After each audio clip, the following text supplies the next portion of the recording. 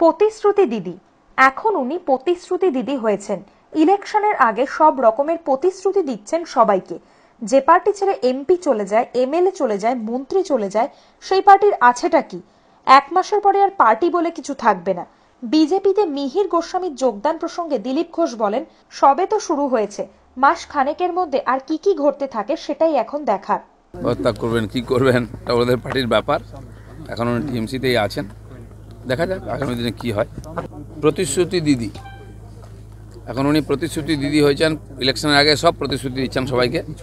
তো এই কল্পতরু যদি হতেন 10 বছর আগে, আজকে এই দুরবস্থা হতো না, লোকে পার্টি ছেড়ে পালাতো না। যে পার্টি ছেড়ে এমপি চলে যায়, এমএলএ চলে যায়, মন্ত্রী চলে যায়, সেই পার্টির আছেটা কি? এক মাসের পরে দেখবেন যে পার্টি বলে কিছু থাকবে না।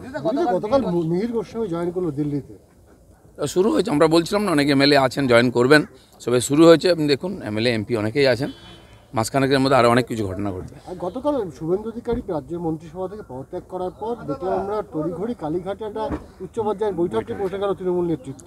কি মনে হচ্ছে? আমাদের টিএমসি সরকার ডিজাস্টার ম্যানেজমেন্টে পুরো ফেল, কিন্তু পার্টির যে ডিজাস্টার শুরু হয়েছে সেই ডিজাস্টার ম্যানেজমেন্ট নিয়ে দিদি এখন খুব ব্যস্ত আছেন। এই ডিজাস্টার ম্যানেজমেন্টের পার্টির ডিজাস্টার ম্যানেজমেন্টের মিটিং এখন নিয়মিত হবে, প্রতি সপ্তাহে সপ্তাহে হবে, প্রতিদিনও হতে পারে। আর উনি কাকে? সবই তো নিজের হাতে রেখেছেন, খালি পার্টিটা নিজের হাতে নেই এখন।